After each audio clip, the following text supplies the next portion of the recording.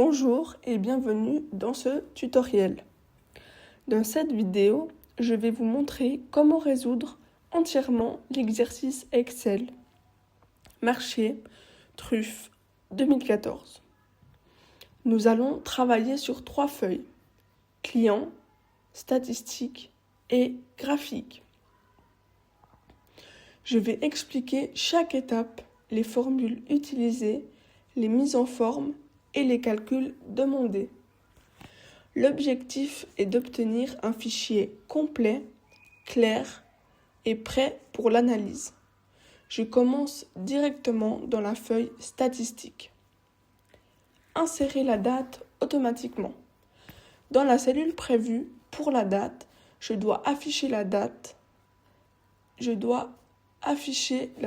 jour avec le jour de la semaine et le mois en toutes lettres. Pour cela, j'utilise la fonction texte combinée avec aujourd'hui. Je saisis égale texte, ouvrir la parenthèse aujourd'hui, ouvrir une autre parenthèse, fermer la parenthèse, point virgule, ouvrir les guillemets, J, J, J, J, J, J, M, M, M, M, A, A, fermez les guillemets, fermez la parenthèse. Cette formule affiche automatiquement la date complète, par exemple, lundi 23 mars 2026. Elle se mettra à jour chaque jour, ce qui est parfait pour un document dynamique. Afficher les noms des clients. Ensuite, je dois afficher les noms des clients qui ont acheté des truffes. Les données se trouvent dans la feuille client. Selon la structure du fichier, je peux soit utiliser un simple lien, soit une recherche V. Ici, je fais simple. Dans la première cellule, je tape égal, client, point d'exclamation, A2.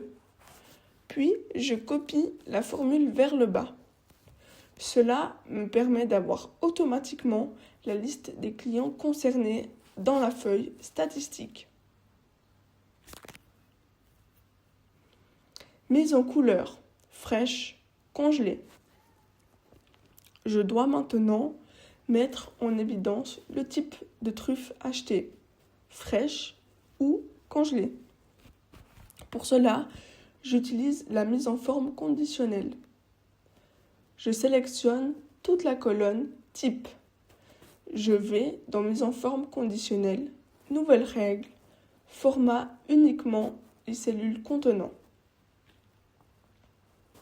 Première règle. La cellule contient fraîche. Je choisis une couleur, par exemple vert clair. Deuxième règle. La cellule contient congelé. Je choisis une autre couleur, par exemple bleu clair. Cela permet de visualiser immédiatement le type de produit acheté pour chaque client. Calcul du montant brut. Les quantités sont données en grammes et les prix sont en francs. Pour 100 grammes, donc pour calculer le montant brut, je dois convertir la quantité en unités de 100 grammes. La formule est égale quantité / 100 fois le prix.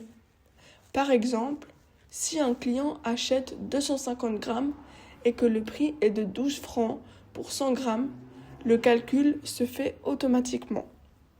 Je copie ensuite la formule vers le bas pour tous les clients. Calcul du rabais. Le rabais dépend de la quantité commandée. Si le client achète au moins 1000 grammes, il reçoit 15% de rabais. Le rabais doit être arrondi au franc. J'utilise donc une formule si avec arrondi. Égal si, ouvrir la parenthèse quantité, le signe plus grand plus petit, égal 1000, point virgule arrondi, ouvrir la parenthèse, montant brut, fois 0,15, point virgule 0, fermer la parenthèse, point virgule 0. Si la quantité est inférieure à 1000 grammes, le rabais est de 0. Je copie la formule vers le bas. On voit immédiatement quel client bénéficie d'un rabais. Calcul du montant net. Le montant net est simplement le montant brut moins le rabais. La formule est égale montant brut moins rabais. Je copie la formule vers le bas pour tous les clients. On obtient ainsi le montant réellement payé par chaque client. Identifier les bons clients. L'association souhaite inviter les bons clients. Un bon client répond à au moins une des deux conditions. Il a acheté des truffes de la région d'Alba ou il a acheté plus d'1 kilo.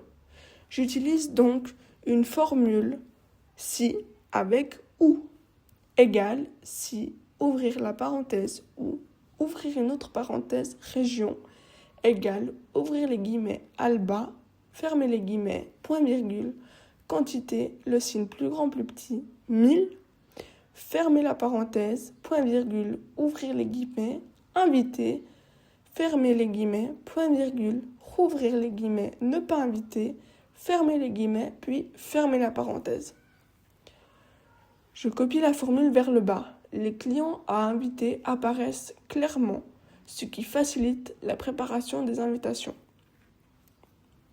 Calcul des totaux et statistiques. Je dois maintenant calculer plusieurs totaux. Total des quantités égale somme. Total du chiffre d'affaires brut égale somme. Total des rabais égale somme. Total du chiffre d'affaires net égale somme. Ensuite, je calcule 3 statistiques importantes. La quantité la plus élevée égale max. La quantité la plus faible égale min. La moyenne des quantités égale moyenne. Ces valeurs permettent d'avoir une vue d'ensemble sur les ventes de l'année 2014. Évolution du chiffre d'affaires par région. Pour chaque région, je dois calculer l'évolution du chiffre d'affaires net entre 2012 et 2013. La formule est égale, ouvrir les parenthèses, CA 2013 moins CA 2012, fermer les parenthèses, slash CA 2012. J'affiche ensuite le résultat en pourcentage avec 2 décimales. Cela permet de voir si les ventes ont augmenté ou diminué d'une année à l'autre. J'ajoute ensuite le chiffre d'affaires net de 2014 dans la colonne prévue. On obtient ainsi une vue complète sur 3 années. Création du graphique. Je passe maintenant à la feuille graphique. Je sélectionne les chiffres d'affaires bruts des régions pour les années 2012, 2013 et 2014. Je crée un graphique en colonne. Je personnalise ensuite le graphique. Titre principal, chiffre d'affaires brut par région 2012 à 2014. Titre de l'axe horizontal, région. Titre de l'axe vertical, chiffre d'affaires en francs. J'ajoute les étiquettes de données pour afficher les montants directement sur les colonnes. Je supprime l'axe vertical et le quadrillage pour un rendu plus propre. Le graphique est maintenant clair, lisible et prêt pour une présentation. Merci pour votre écoute. C'était l'exercice 3 Excel.